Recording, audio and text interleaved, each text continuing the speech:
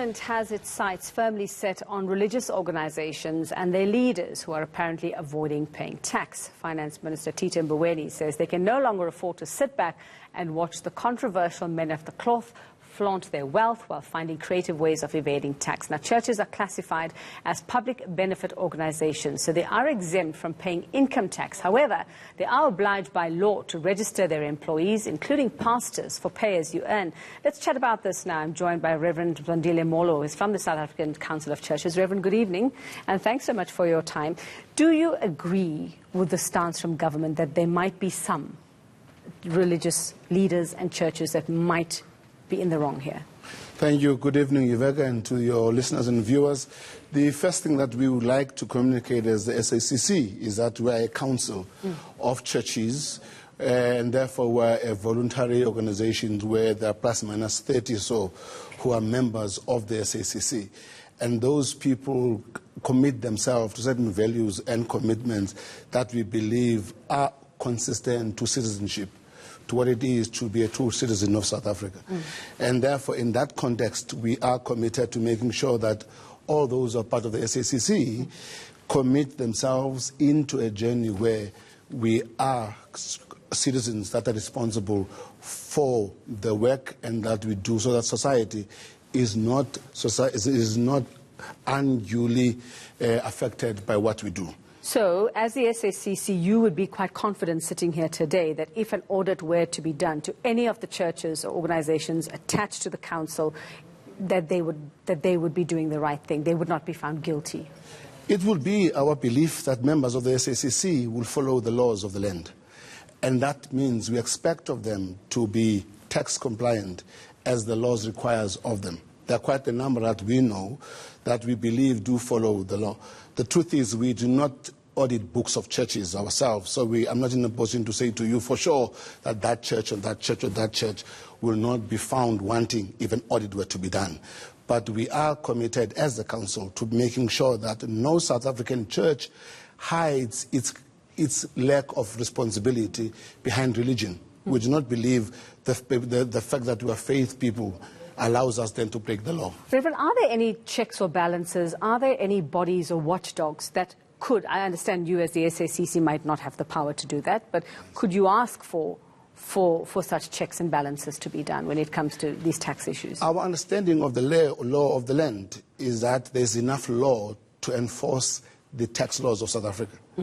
And therefore we believe that the church is not immune to being checked and engaged.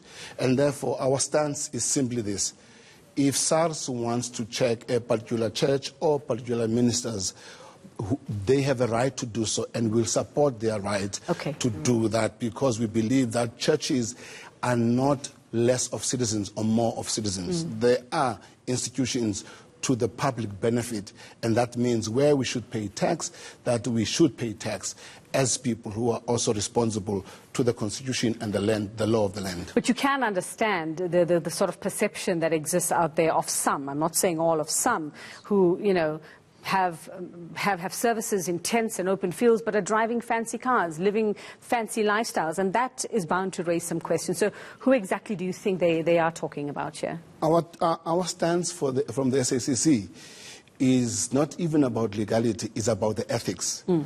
The ethics of committing ourselves to a lifestyle that is consistent with the struggles of our people. We do not countenance any church that lives an opulent life in contrast to the poverty of our people, even before we go to legalities, even at the ethical level.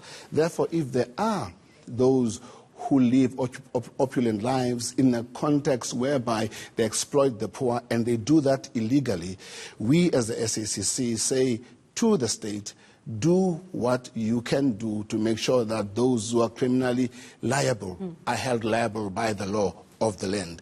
And therefore, if you expose those people and the law takes its course, we as South African Council of Churches, we stand by you.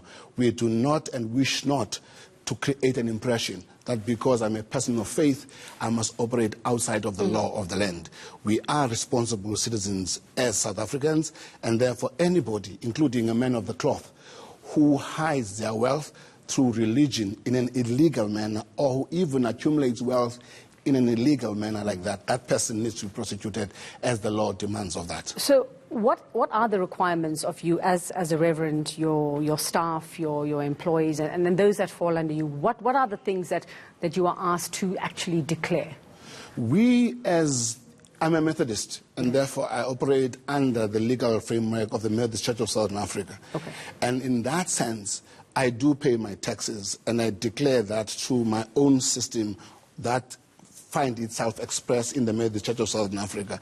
And therefore I declare my income, and I declare all the benefits that I get, and from that declaration they get submitted. Are donations supposed to be declared? They are part of what our own church has said to us, that please, if there are donations that come to you personally, please declare that, so that when we submit for tax purposes, the church I'm part of is quite aware that we can lose our tax exemption if we do not follow the laws of the land. Okay. And therefore, I'm not only responsible for my own tax responsibilities, I'm responsible for the corporate body called the Methodist Church of Southern Africa. And as the SACC then, we encourage all churches to do what they need to do, because we are not a statutory body that allows us then to look and pry into their accounts. Okay, so you firmly support the government closing in on those who are dodging their responsibilities? For sure. We do not doubt that there's a need for that. And we as South Africans and church people must take the ethical stance, not because of law, but by our own ethics, to understand that